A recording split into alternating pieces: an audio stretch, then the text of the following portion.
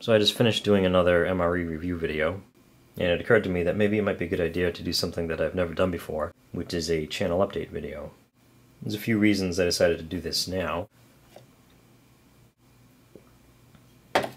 First being that it's early January 2014, so I thought the new year might be a good time to make a video like this. Also, a couple nights ago, I actually went over 10,000 subscribers. Like I always say, a number like 5,000, 10,000 isn't a lot for some of the really big-time channels, but for a little channel like mine, it's a pretty big deal.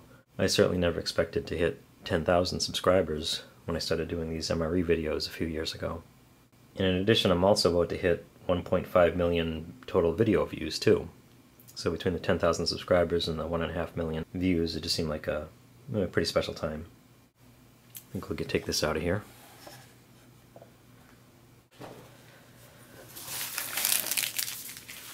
So one thing I wanted to talk about was I wanted to give some of my views on the new Google Plus platform that YouTube seems to be on. The whole switch over to Google Plus happened a couple months ago. I know a lot of people were griping about it, a lot of people made videos. I was thinking of doing one myself, but I just never got around to it. And basically, I wasn't very happy with what happened with Google Plus. I know Google Plus is supposed to compete with like Facebook and some of the other social network sites. I don't know whether it just wasn't doing what they wanted it to do, or I don't know what it was, but for whatever reason they decided that Google Plus and YouTube were the same thing, or were related enough that you had to have a Google Plus account to have a YouTube account or something like that. And I know for a few months there I was getting pop-ups that were trying to get me to change my name on YouTube or on Google Plus, or to join Google Plus, or to share my name across both, or to use my email address instead of my channel name. It was a whole bunch of things, and I basically kept doing whatever I could do to not deal with that. I guess they were just trying to get people to switch over a period of time. And at some point, it got to the point where you just had to have a Google Plus account to have a YouTube account, because I more or less wasn't able to access anything.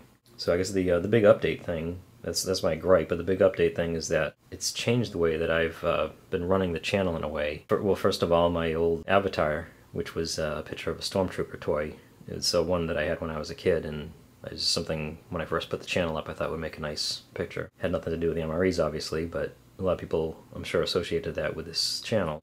And one day when the Google Plus switchover happened, that just disappeared. It was just totally gone.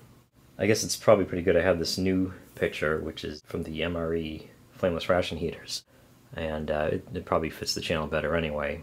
I would have used the Rock or something picture from the Flameless Ration Heaters, but I know Ms. Spy, another reviewer of outdoor equipment and MREs, I know that she uses that for her avatar, so I didn't want to steal that one.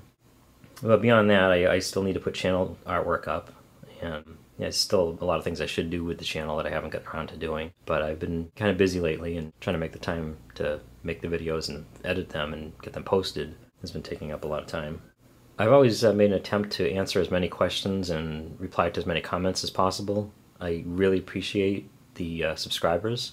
I really appreciate the fact that people are watching these videos, and some people seem to actually enjoy them for whatever reason. And I figure that by answering the questions and responding to the comments, it shows that I'm interested and appreciate it. But with all this new Google Plus stuff, the way I get notifications changed. I started getting less in my emails. Some of them went to my spam folder, and it just was getting really complicated. And from YouTube itself, they have the little Google Plus thing up in the corner, and that does show me the notifications, but when I click on them, I don't actually see a comment that I can reply to. I see the comment, and then it disappears and it goes somewhere else. And for a while I wasn't even able to post comments on my own videos, and what it was is I was being signed out of Google Plus apparently while I was still signed in to YouTube, and I don't know if it didn't recognize me or what, but it was getting pretty frustrating to see a comment and go to respond to it and have it say that you're not allowed to comment on this. Because I seem to be able to figure that stuff out, but there isn't a direct way for me to get to the comments and just reply to new comments as they come in. So in addition to the fact that there are 10,000 subscribers and the comments can be a little overwhelming in number, I do apologize that I've been replying a lot less to the comments. We'll see what happens as things shake out and I get more used to the platform. As far as an update as to what's going to be on the channel coming up, it's pretty much going to be more of the same. More MRE review videos, both commercial and genuine MREs. I have some ideas for some comparison videos. I do still have some MREs in storage that I do want to try out, some that I haven't had any of yet. So those will be coming up. I basically figure, that's why a lot of people are here, and as long as people are still interested in those and they're still watching them, I'll keep making them. In addition, I still have this cold weather, MCW, not MRE, that I've been meaning to get around to. So that should be coming up soon too. I also dug out of storage a couple of very, very old brown bag MREs from the 80s. I did 2 videos with one of those before the beef patty one. If you check my older videos, you can find that one. But I wanted to try and look at a couple more of those, because one of the things you talk about with MREs is their shelf life, and they're designed to last about 3 to 5 years. So it's sort of interesting to take a look at some that are 20, 25 years old and see what's inside of those and how it stood the test of time. But I also have been meaning to get around to a series called MRE Basics. I've actually filmed the first couple, I just haven't gotten around to editing them and posting them. But the first couple will be about how and where to buy MREs. And then most of them are going to go into detail on certain aspects of MREs, like maybe there'll be one on the flameless ration heater. There might be one on the accessory packs, I don't know, something like that, where I can go into more detail than when I'm just doing a straight up review video of an entire MRE.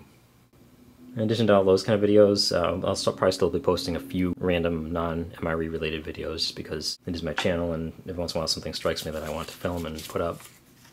I guess that's about it for the update. I don't want to make this too long, and it's not the most exciting video, but something that seems like a good idea to give an update as to what's going on, where things are. I know I haven't been posting a lot lately. Hopefully I'll have more videos up soon. And basically I did want to thank everybody for watching, subscribing, and commenting over these past few years. I really do appreciate it, and I really am shocked and surprised and happy to hit the 10,000 subscriber mark.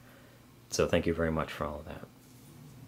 Oh, and I did forget to mention something that I had wanted to mention, but it doesn't really seem like something that would warrant a complete video.